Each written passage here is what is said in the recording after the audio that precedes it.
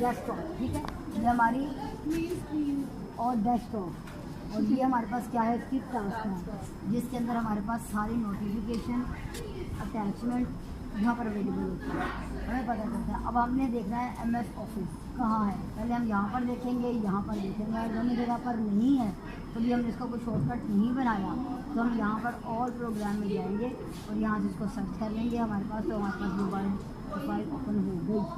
जब ये आता है तो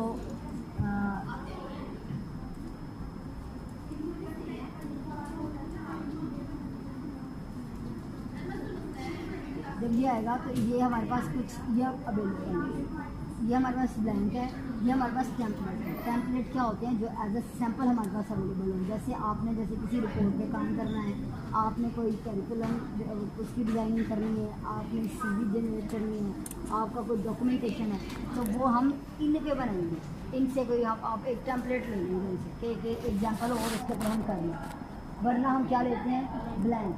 जब हम ब्लैंक लेते हैं तो हमारे पास इस तरह ये अपीयर होगा, ठीक है। यहाँ पर आया तो सबसे पहले ये ऊपर आपको एक बार नज़र आ रही है जिसके ऊपर क्लोज बटन, मिनिमाइज और ये वर्ड का डॉक्यूमेंट लिखा हुआ है, ठीक है, ये चीज़ें लिखी हुई, तो इसको हम क्या कहते हैं टाइटल बार, क्या कहते हैं इसको टाइटल बार। और उसके बाद हमारे पास ये सारी एक और आपको कुछ चीज़ें नज़र आ रही हैं लिखा हुआ है, ये इसका क्या है मेन्यू बार, क्या है उसका मेन्यू बार। मेन्यू बार, इस मेन्यू में सबसे पहले आपका कौन सा है फाइल। तो जब आप फाइल में देते हैं तो फाइल में आप देखो तो न्यू फाइल के अंदर क्या होगा, नया डॉक्यूमेंट ऐड करना, कॉपी करना, पेस्ट करना, क्लोज करना, सेव करना, सेव एज करना। जो भी हमने काम फाइल के साथ करने होंगे वो सारे इसमें अवेलेबल होते हैं, और ये सारा कुछ करने को हम क्या कहते हैं फाइल मैनेजमेंट, क्या कहते हैं इसको फाइल मैनेजमेंट, ठीक है।